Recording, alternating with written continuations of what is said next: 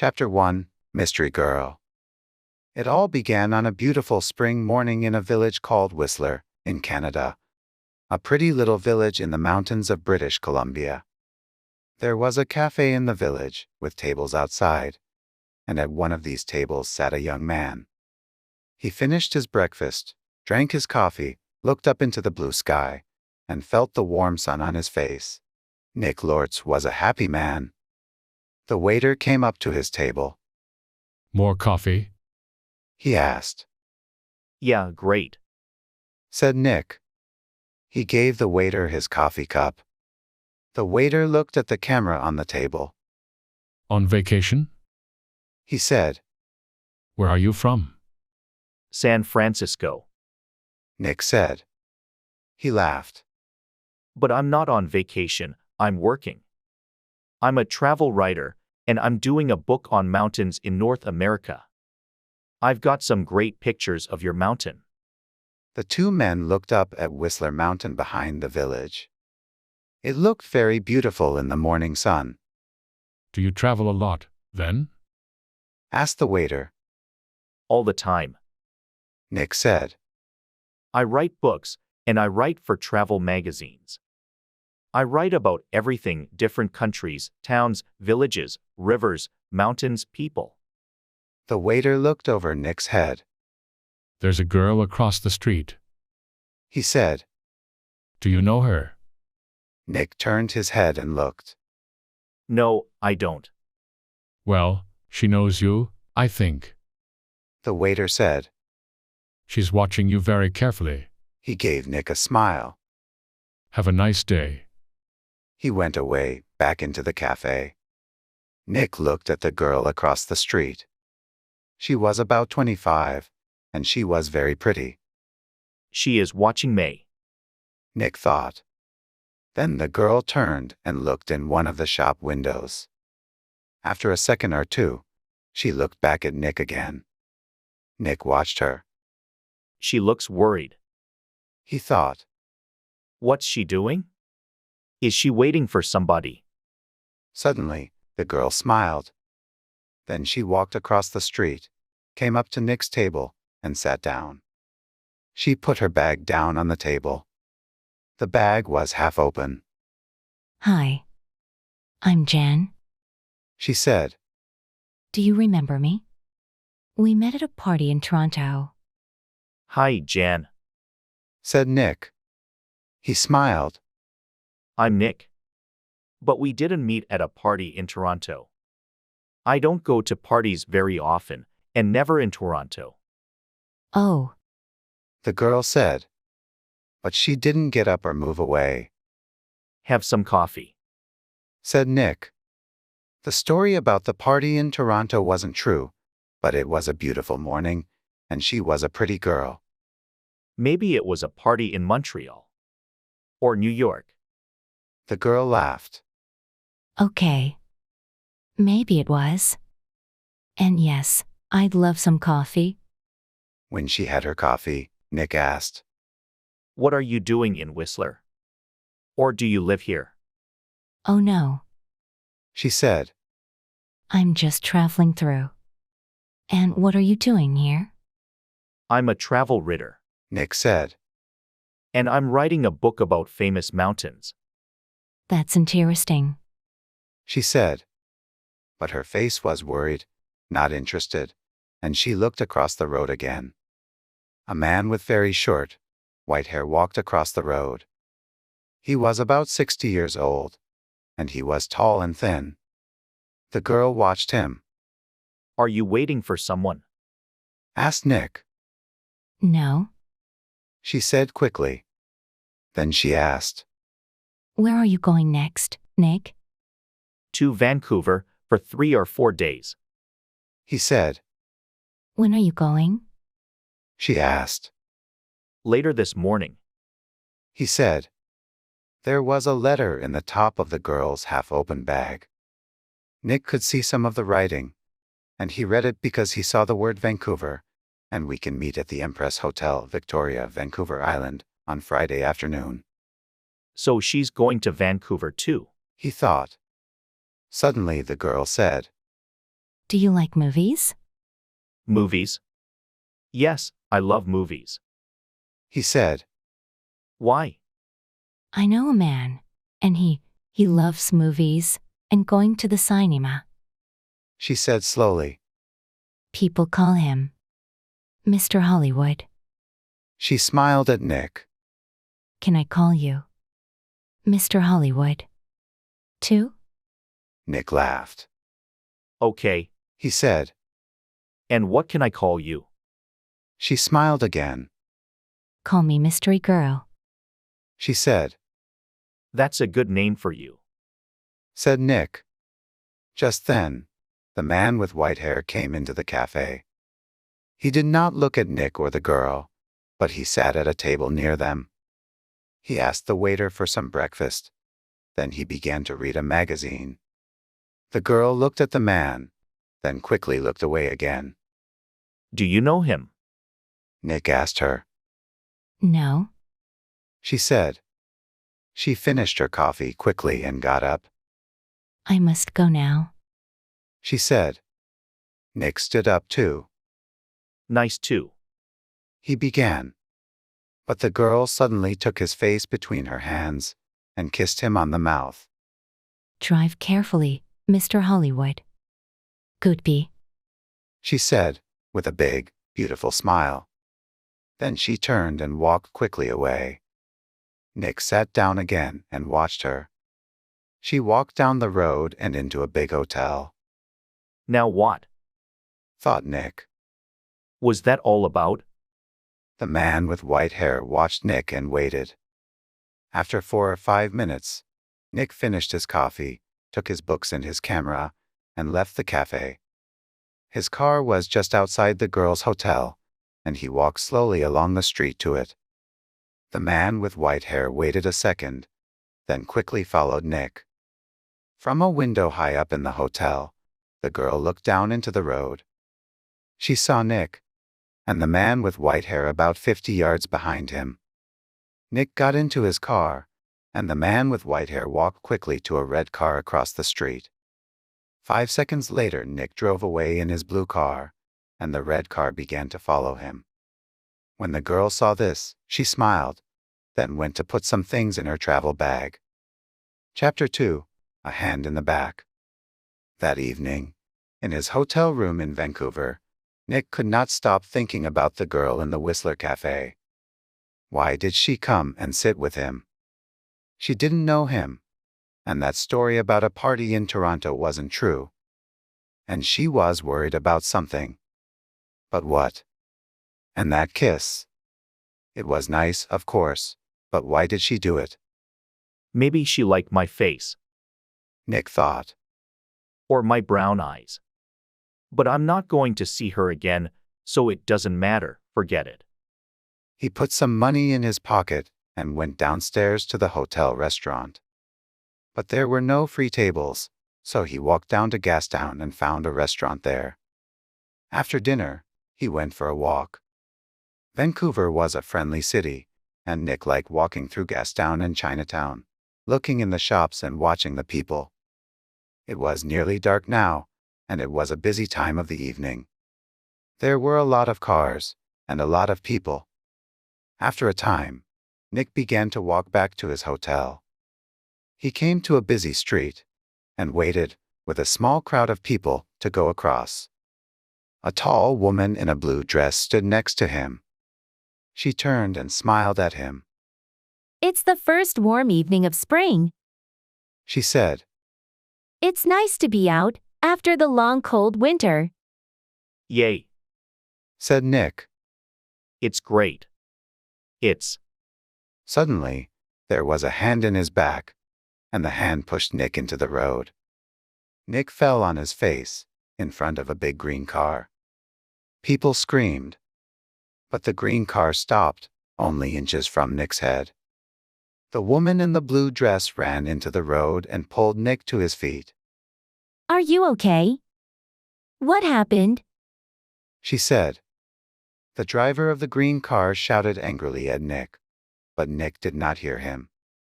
Somebody pushed me. He said to the woman. I didn't fall, Somebody pushed me. Pushed you. said the woman. Who? I didn't see anybody. Nick looked at the faces of the people near him, but he didn't know them. Then he saw a man's back. The man was tall and thin, and had very short white hair. He walked quickly away down the street, and did not look back. Hey, you. Nick shouted, Wait. but the man did not stop, and he was soon lost in the crowds. Did he push you? Asked the woman in the blue dress. I don't know. Nick said. Do you know him? She asked. I don't know his name. Nick said. But I know that short white hair. Now where did I see it before? The woman began to move away. I must get home. She said. Are you okay now? Yeah, I'm okay. Nick said. And thanks. Thanks for your help.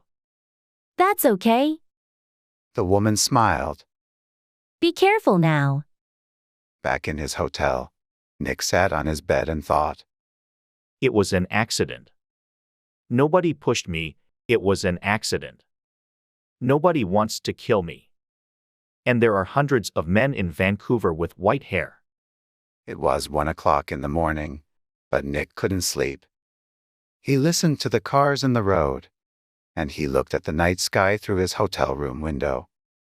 Then he sat at the table and tried to write some more of his book about mountains, but he couldn't think about his work. He got back into bed. There were 4 or 5 magazines in the hotel room. They were not very interesting, but Nick sat in bed and opened one, and saw a photo of Mystery Girl.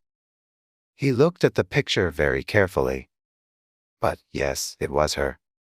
Jan, the girl from the Whistler Cafe.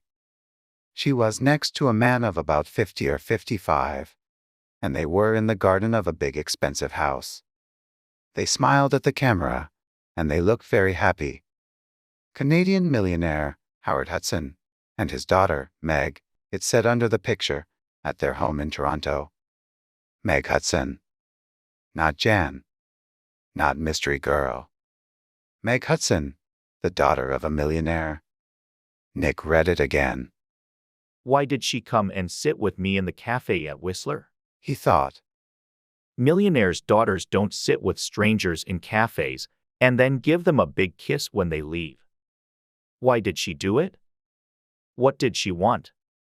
He thought back to the cafe in Whistler, and the girl next to him at the table. Then he remembered something. He remembered a man at a table near them in the cafe. A tall, thin man, about 60 years old. A man with very short white hair. Nick didn't sleep much that night. Chapter 3, A Walk in the Park. The next day was Thursday. Nick stayed in his hotel room and wrote about mountains all morning.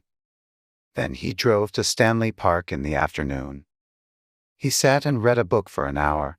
Then he went for a walk under the tall trees. There was nobody here. It was quiet, and he could walk and think. He thought about Meg Hudson, and about the man with white hair. Did he know Meg Hudson? Did she know him? He remembered Meg Hudson's last words. Drive carefully, Mr. Hollywood. Why did she say that? Why did she call him Mr. Hollywood? He didn't understand any of it. Suddenly, he heard a noise. He stopped. That was a gun. He thought. There's somebody in the trees with a gun. There it is again. Then something hit the tree over his head. Somebody's shooting at me. Nick thought. He turned and ran, and somebody began to run after him. Nick ran through the trees. There was no sun in here, and it was half dark. And there were no people. Nobody to help him. I must get to my care. Nick thought. Find some people. The police. He ran on. He could still hear the gunman behind him, so he ran faster. After 3 or 4 minutes, he stopped and listened. Nothing. It was all quiet. Nick was afraid. What's happening? He thought. Why is somebody shooting at me? First a hand pushes me in front of a car, and now somebody's shooting at me. He waited another second or two, then walked quickly back to his car. He was very careful. He looked and listened all the time. But nobody came out of the trees, and nobody shot at him. Then he saw people, women with young children, some boys with a football, 2 men with a dog. He began to feel better. Nobody can shoot me now. He thought. Not with all these people here. 10 minutes later, he was back at his car. There was a letter on the window. Nick read it. It said, I'm going to kill you, Mr. Hollywood. Nick drove to the nearest police station. He waited for half an hour, then a tired young policeman took him into a small room. Nick told his story, and the policeman wrote it all down. So what are you going to do? Asked Nick. Nothing, Said the policeman. Nothing. Said Nick. But somebody shot at me, and Mr. Lortz. The policeman said tiredly. How many people are there in this town with guns? I don't know. Said Nick. But You didn't see the gunman. Was it a man, a boy, a woman? Color of eyes? Long hair, short hair? You don't know because you didn't see anybody. Maybe it was an old girlfriend. Maybe somebody doesn't like your travel books, Mr. Lortz. But what about the man with white hair in Whistler? Said Nick. The girl, Meg Hudson, called me Mr. Hollywood in the cafe, and this man heard her. And now I get a letter to Mr. Hollywood on my car. Who is this Mr. Hollywood? We all want answers to our questions, Mr. Lortz. The policeman said. But we don't always get them questions. But no answers. Nick walked out of the police station and drove to his hotel. He was angry and afraid. How did the man with white hair find me in Vancouver? He thought. Did he follow me from Whistler? Is he following me now? Maybe he's staying at my hotel too. In the next room. With his gun. Chapter 4. The Man with White Hair. Nick stopped his car in front of the hotel. He looked carefully before he got out, but there was nobody with white hair near the hotel. He half ran through the hotel doors and went to the desk inside. I'm looking for a man with very short white hair. He said to the woman behind the desk. He's staying here, I think. He's about 60 years old, and he's tall and thin. The woman did not look very interested. There are a lot of visitors in the hotel. She said. Do you know his name? No, I don't. Nick said. He arrived in Vancouver yesterday, and I must find him. It's very important. Please help me. The woman looked at him. There are 350 rooms in this hotel, She said. and maybe 30 or 40 men with white hair. How can I remember all their names? She turned away to answer a telephone call. Nick walked away from the desk. A drink. He thought. I need a drink. He went into the hotel bar, got a drink and sat down at a table. So what do I do now? He thought. And then he remembered something. A letter in the girl's half-open bag in the Whistler Cafe. And we can meet at the Empress Hotel, Victoria, Vancouver Island, on Friday afternoon. And tomorrow was Friday. I'm going to Victoria, on Vancouver Island. He thought. To the Empress Hotel. Nick had dinner in the hotel that evening. He finished eating and got up from his table and saw the man with white hair. Nick moved quickly. The man was at the hotel desk. Nick could see the white head above the other heads near the desk. Excuse me. Said Nick. He pushed past the people in the hotel restaurant. A small boy ran in front of him, and Nick ran into him. The boy and Nick fell down on the floor. The boy began to cry. Hey, Said a woman behind Nick. I'm very sorry. Said Nick. He got up and helped the boy to his feet. Are you okay? He asked the boy. be more careful next time. Said the woman. Nick moved away quickly, but when he looked back at the hotel desk, he couldn't see the man with white hair. He pushed through the crowd of people. That man. He shouted at the woman behind the desk. That man with short white hair. Where did he go? The woman looked at Nick. Mr. Vickers? She said. I don't know. Vickers? Is that his name? Said Nick. What's his room number? I'm sorry, I can't tell you that. The woman said. But I need to. Began Nick. The woman turned away to answer the telephone. After a second or two, Nick went upstairs to his room. Vickers. He thought. Does Meg Hudson know Mr. Vickers? I need some answers, and I need them quickly. Chapter 5, Vancouver Island. Tsawwassen was about 23 miles south of Vancouver. Nick drove there in his car the next morning for the 1 o'clock ferry to Vancouver Island. Every 5 minutes, he looked behind him. The road was busy, black cars, white cars, red cars, green cars. Maybe Vickers was in one of them. At Tsawwassen, Nick drove his car onto the ferry. There were a lot of cars and crowds of people.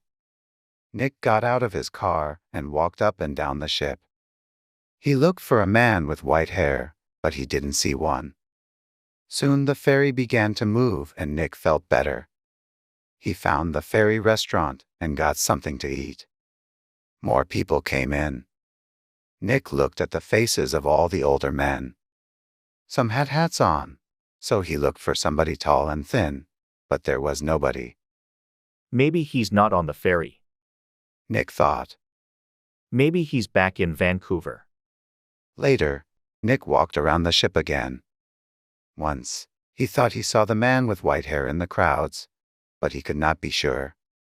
90 minutes after leaving Tsawwassen, the ferry arrived at Swartz Bay on Vancouver Island, and Nick went back down to his car. Swartz Bay was 20 miles north of Victoria. Nick drove quickly, and again, looked behind him every 4 or 5 minutes. Once, he saw a red car about 200 yards behind him. Did I see that car on the road from Vancouver to Tsawwassen? He thought. He drove more slowly, but the red car still stayed 200 yards behind him, and Nick couldn't see the driver's face or hair. Soon he was in the busy streets of Victoria, and Nick didn't see the red car behind him again. Victoria was a city of gardens and beautiful old buildings. Nick liked Victoria very much, but today he wasn't interested in gardens or buildings. He found the Empress Hotel, went inside and walked across to the desk. Can I help you? A young man asked Nick. I'm meeting a friend here this afternoon. Said Nick. Miss Hudson. Hudson? Said the young man. Wait a minute. He went away and came back. Sorry, but there's no Miss Hudson staying here. Nick took something from his pocket. It was the photograph of Meg and her father from the magazine. This is her. He said. The young man looked at the picture. Oh, right. You mean Howard Hudson's daughter. He said. She's not staying here, but I saw her 10 or 15 minutes ago. She was with somebody, a man. He asked me about the tea room. The tea room? Said Nick. Where's that? The man with short white hair was tired. He couldn't sleep and he couldn't eat. He thought about only one thing. all the time. He drove and he watched, and he waited and he followed. When he drove into Victoria, the streets were busy, and suddenly he lost the blue car in front of him. Angrily, he drove around the city, past all the big hotels. I must find him. He said. I must do it. Today. Then he saw the Empress Hotel, and in the street outside it, a blue car. He drove past the hotel, left his car, and ran back down the street. He went across the road and walked past the downstairs windows. There was a big room with tables and chairs, and a lot of people. He looked carefully at all the faces. There she is. He said suddenly. There were two men with the girl. He couldn't see their faces, only the backs of their heads, but one of the men was in a green shirt. Mr. Hollywood. The man said, and smiled. Goodbye, Mr. Hollywood. People in the street turned to look at him, but the man did not see them. He walked up to the doors of the hotel and put a hand into his pocket. Inside, the gun was cold and hard. Chapter 6, A Tea Party. Nick looked through the doors of the tea room in the Empress Hotel. Meg Hudson sat at a table with a man. The man was about 30, or maybe a year or two younger. He was tall and brown from the sun. He wore a white shirt, white trousers, and white shoes. He said something to Meg, and she laughed. She looked very happy. A waiter came up to Nick. Can I get you some tea? He asked. No, thanks. Said Nick. I'm with the two people over there. And he walked across to Meg's table. Hello, mystery girl. Said Nick. Remember me? We met at Whistler. Your name was Jan then. But maybe today it's Meg Hudson. Meg Hudson looked up at him. Oh, She said, and her face went red. Who is this, Meg? Asked the man. this is Nick. Said Meg. He's a writer. Nick, this is Craig Winters. Sometimes called Mr. Hollywood. Said Nick. Maybe. But how did you know that? Asked Craig Winters. I guessed. Said Nick. And I think I'm beginning to understand. Can I ask you a question, Mr. Winters? Does somebody want to kill you? Craig Winters' face went white. Kill me. What are you talking about? Asked Meg. Before I tell you, answer this question, please. Said Nick. You called me Mr. Hollywood in Whistler. And you wanted the man at the next table, the man with white hair, to hear you. Is that right? Meg Hudson did not answer at first. Then she said quietly. Yes. Why? Asked Nick. I wanted him to follow you, and not me. Why? Nick asked again. I think he's a detective. Said Meg. And I think he's working for my father. I saw him soon after I left Toronto. He followed me. Meg put her hand on Craig Winters' arm. My father doesn't like Craig. A month ago, he told me not to see Craig again. I'm not happy, and he knows that. I think he guessed that I'm meeting Craig. And now he wants to find Craig and stop him seeing me. Stop him. Said Nick. Or kill him. No, Meg Hudson said. Daddy doesn't. The man with white hair pushed me in front of a car in Vancouver. Nick told her. And he shot at me in Stanley Park. What? Said Meg. Tell me about this man with white hair. Winters said suddenly. Nick looked at him. He's about 60, and he's tall and thin. He said. Do you know his name? Asked Winters. Vickers. Said Nick. Craig Winters suddenly looked ill. Did he follow you to Victoria? Did he follow you here? I don't know. said Nick. He watched Winters. You're afraid of him? Why? Why does this man Vickers want to kill you, Winters? Before Craig Winters could answer, Meg's face went white. Oh no. She said, Look. Look over there by the door. Nick and Craig Winters turned to look. At the door of the tea room stood the man with white hair. He looked up and down the room, and then he saw them, and began to walk across to their table. His hand was in his pocket. For a second or two the three people at the table did not move. Then Craig Winters jumped to his feet. That's Mr. Hollywood. He screamed, That man there? and he pointed at Nick. The man's hand came out of his pocket, with a gun. This is for Anna. He shouted. Nick moved very fast. The tea table went over, and Nick was down on the floor in a second. The shot went over his head, and Meg screamed. At the same time Craig Winters shouted out and put a hand on his arm. There was blood on his white shirt. Then more people began to scream, and two waiters pulled the man with white hair down onto the floor. Get the police. Somebody shouted. Chapter 7, at the police station. It was 7:30 p.m. Nick and Meg were in a room at the police station.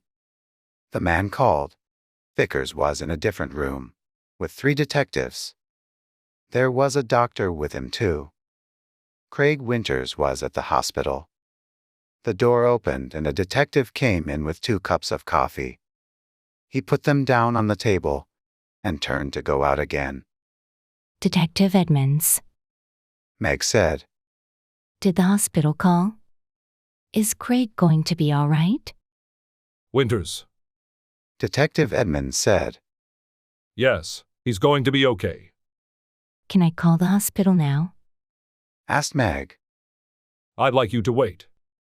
Said Edmonds. Detective Keat is going to be here in a minute. He's just coming from the airport and... He looked through the open door. Here he is now. A second detective came into the room, and behind him was a tall man with dark hair. Meg stood up quickly. Daddy? She cried. What are you doing here? The police called me, said Howard Hudson. and I flew here at once. Detective Keat met me at the airport. Now, sit down, Meg. I want you to listen to me. He did not look at Nick. Meg sat down and her father took her hands. Meg, last week Johnny Vickers came to my house.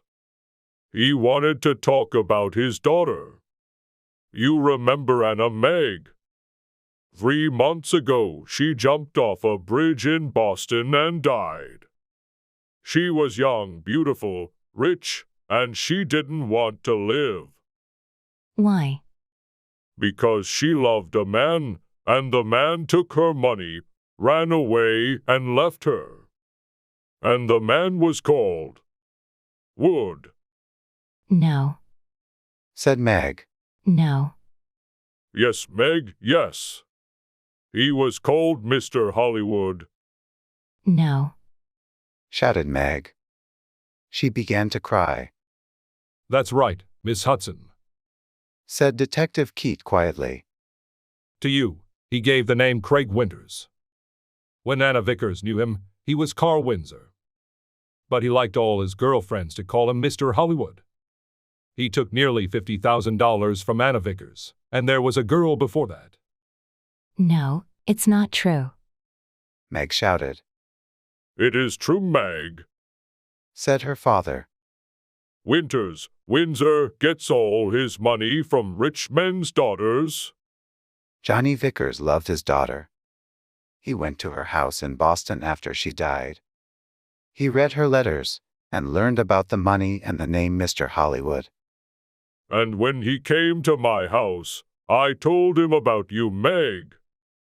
I said, My daughter's got a new boyfriend, and she calls him Mr. Hollywood. I don't like him, but I can't stop her. She's going away to meet him next week, I think. What can I do? Johnny put his hand on my arm, and he said, Don't be afraid for your daughter. I'm going to find that man and stop him. Meg said nothing.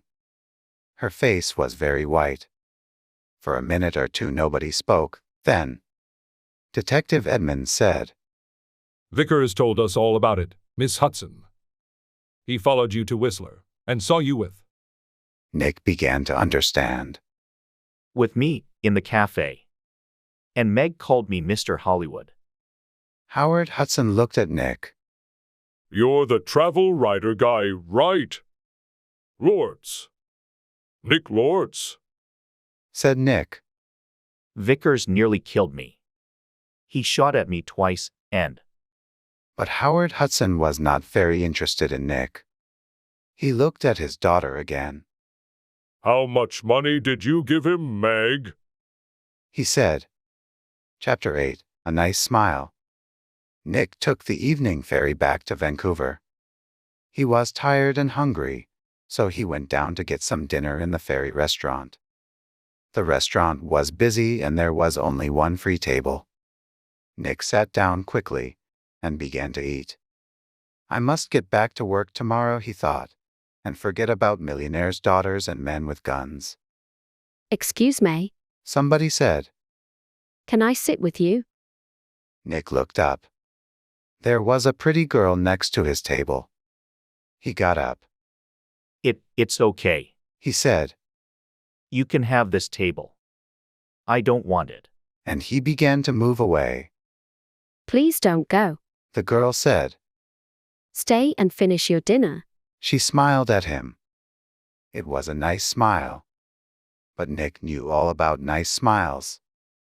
I'm not hungry. He said. And he walked quickly out of the restaurant.